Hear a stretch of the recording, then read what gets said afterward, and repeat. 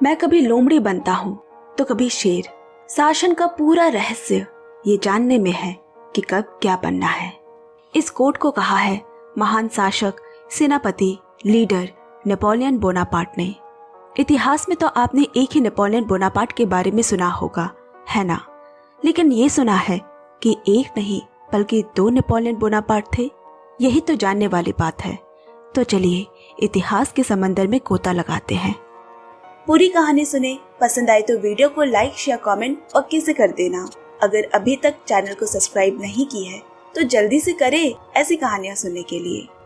2001 की movie the emperor's new cloth, director Alan Taylor, IMDb rating 6.8। ये कहानी अंत से शुरू होती है। अंधेरे कमरे की एक दीवार पर बड़े से पर्दे पे एक बच्चा कुछ तस्वीरें देख रहा है। किसी सैनिक की तस्वीरें हैं और ठीक वैसे ही वर्दी जैसे कि उन तस्वीरों में दिखाया गया है उस कमरे के कोने में भी टंगी है।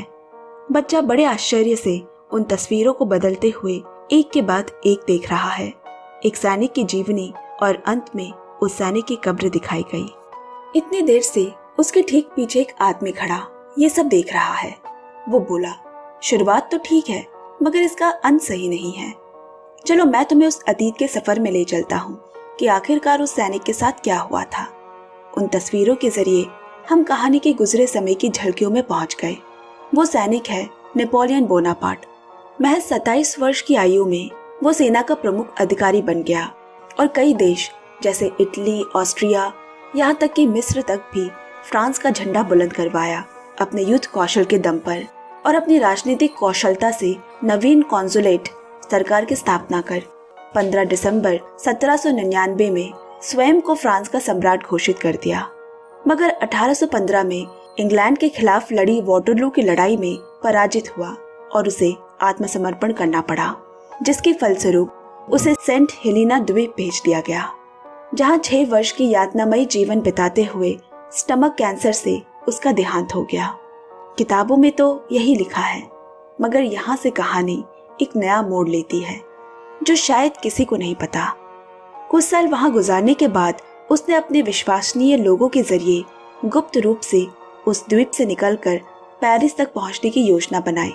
तब तक अंग्रेजों की आंखों में धूल झोंकने के लिए उसी के एक हमशक्ल को लाया गया, हूबहू नेपोलियन जैसा कद, उम्र और उसकी जैसी ही शक्ल।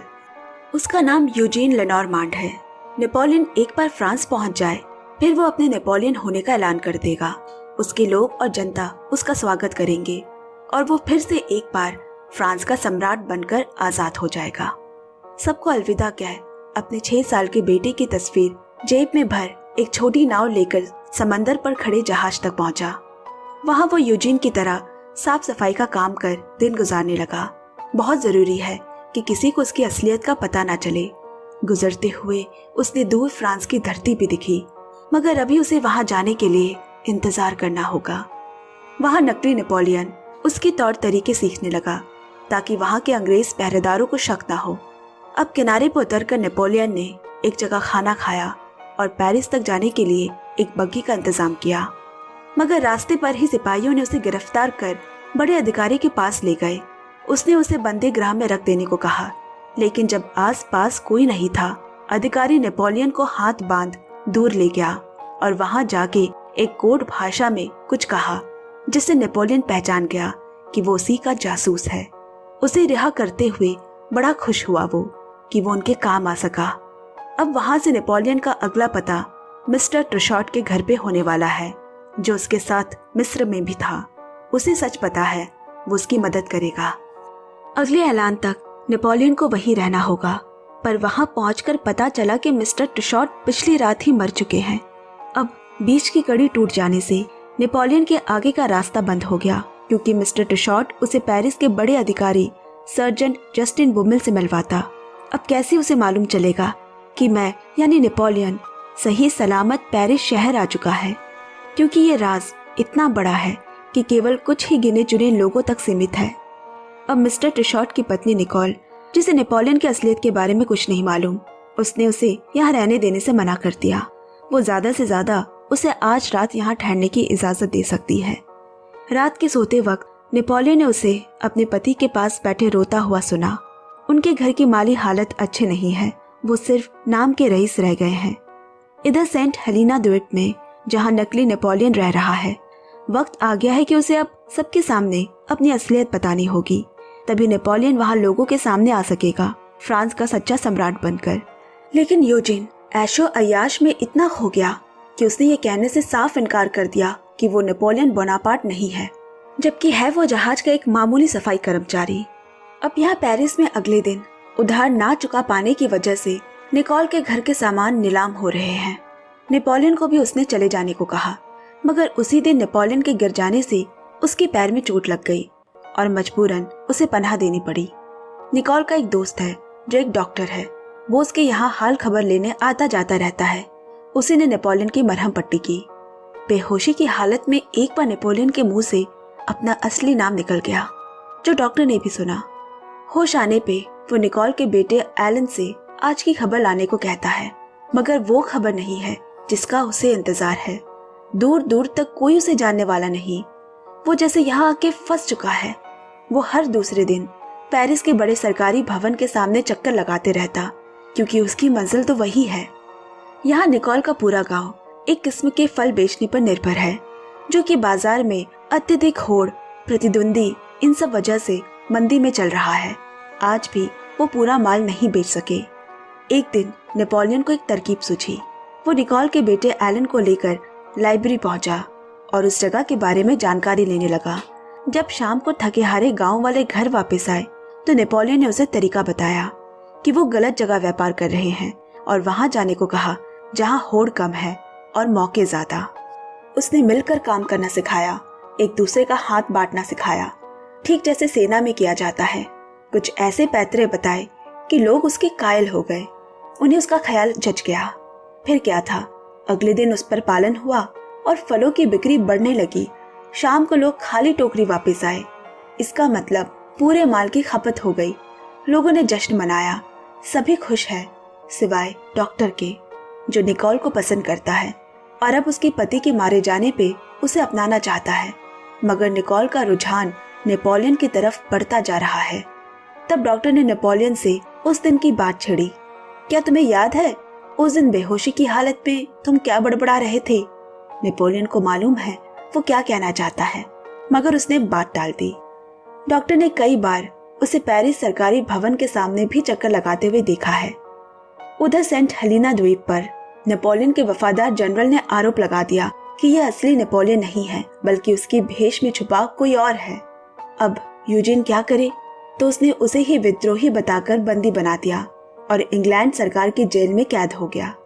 अब धीरे धीरे नेपोलियन इस घर का सदस्य बनता जा रहा है। एक दिन निकोल उसे घर के ऊपर वाले हिस्से में ले गई, जहां बैठकर उन्होंने देर तक बातें की। निकोल ने कहा, शादी के 15 दिन बाद ही वो मिस्र चले गए थे। इतने साल मैंने अकेले हमारे बच्चे को पाला। अकेलापन मेरी सहेली बन गई थी। मुझे कभी करीब से उन्हें जानने का मौका मिला ही नहीं। नेपोलियन ने भी अपने बेटे का जिक्र किया, जो उसी के बेटे की उम्र का है। उसकी एक तस्वीर भी वो अपने पास रखता है। बातों बातों में निकोल बोली, जिस दिन नेपोलियन की ताज पोशी हो रही थी, मेरे पिता मुझे वहां ले गए थे।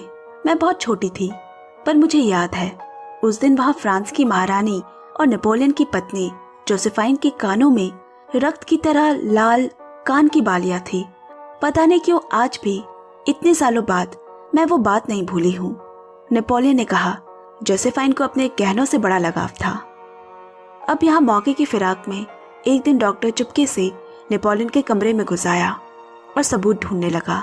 उसे नेपोलियन के बेटे की तस्वीर मिल गई। इसके बाद उसे यकीन होने में देर नहीं लगी कि वो कोई जहाज का कर्मचारी नहीं, बल्कि फ्रांस का सम्राट नेपोलियन बोनापार्ट है, जिसकी तलाश हर मुल्क के सरकार को है। इसके बाद डॉक्टर ने निकोल को भी उकसाने की कोशिश की और साथ अपने प्यार का इजहार भी किया, पर निकोल ने उसकी कोई बात नहीं सुनी। उसी दिन जब उसने ये बात नेपोलियन को बताई, उसने पूछा, तुम्हें क्या लगता है? वो कुछ नहीं बोली और दोनों की नजदीकियों ने एक रिश्ते को जन्म दिया। यहाँ कुछ दिनों में सेंट हेलेना में रह रहा नेपोलियन का हमशक्ल मारा गया। वजह थी स्टमक कैंसर।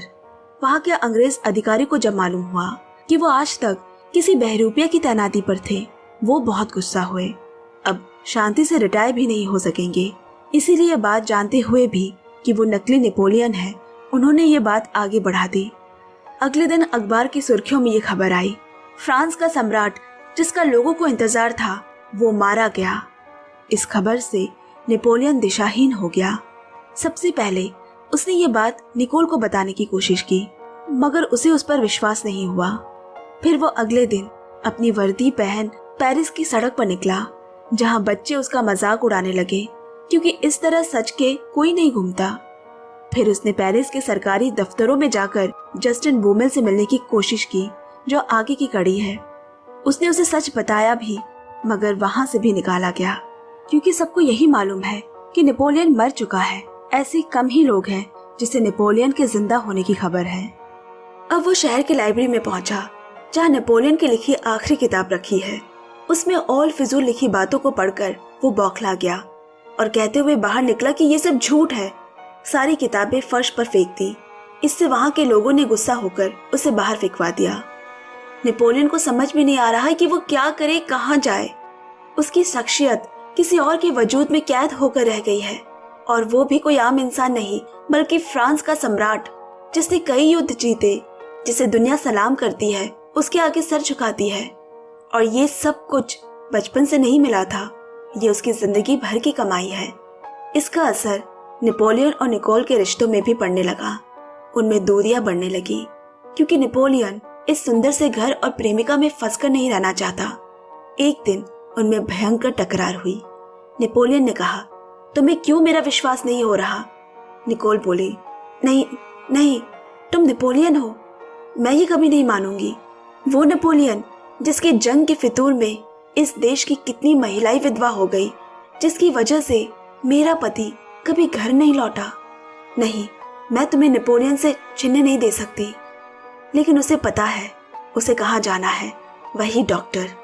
नेपोलियन ने डॉक्टर से कहा, तुम्हें तो मेरा सच मालूम है, तो फिर तुम दुनिया को बता क्यों नहीं देते, क्यों छुपा रहे हो? डॉक्टर बोला, क्योंकि अब किसी को उसकी जरूरत नहीं। नेपोलियन को गुस्सा आ गया। इसके बाद डॉक्टर ने उसे एक जगह चलने को कहा। 4 दीवारों के बीच उसे वो ले गया और वहां ठहरने को कहा। थोड़ी देर में नेपोलियन का ध्यान वहां खड़े लोगों पर गया। उसने एक से पूछा कि वो कौन है, और तब उसे मालूम हुआ कि ये सारे पागल हैं। वो एक पागल खाने में खड़ा है। वो सभी युद्ध से लौटे लोग हैं, और वो सारे खुद को नेपोलियन समझते हैं। इस मंजर ने नेपोलियन को अंदर तक हिला दिया। वो किसी तरह दीवार फांदकर वहां से भागा। डॉक्टर यही दिखाने उसे यहाँ लाया था, इसीलिए वो इतने दिनों से चुप था। इन सब के बाद नेपोलियन ने सोचा, इतिहास में एक ही नेपोलियन काफी था। लोगों ने युद्ध में कितना कुछ खोया, कितनों को खोया। कुछ तो युद्ध खत्म होने के बाद भी कभी लौट ना सके, और वो पागल हो गए। बस बहुत हो गया। उसे अब दोबारा जिंदा करने की जरूरत नहीं। अब वक्त है इसमें विराम लगाने का। बाहर इतने कड़ाके की ठंड में जब नेपोलियन घर आया, उसके दिल को गर्माहट मिली। वो खुशबू जो घर से आती है, वो सुकून जो घर ही दे सकता है, जिसे वो इतने दिनों से नजरअंदाज कर रहा था। निकोल अंगीठी सुलगा रही है और एलन प्रोजेक्टर पर दीवार पर उभरने वाली तस्वीरें देख रहा है। यहाँ हम कहानी की शुरुआत में आ जाते हैं, जहाँ नेपोलियन ही उसे उस सैनिक की कहानी सुना रहा था। भागते वक्त उसके हाथ में लगी चोट को उस रात निकोल ने सीलते हुए कहा, बचपन में लगे घाव की तरह इसके निशान मिटेंगे नहीं, ये रह जाएंगे। सच ही तो है, घाव चाहे शरीर पर हो या दिमाग में, एक उम्र के बाद उसे मिटाना मुमकिन नहीं हो पाता। वो हमारा अंग बनकर रह जाते हैं।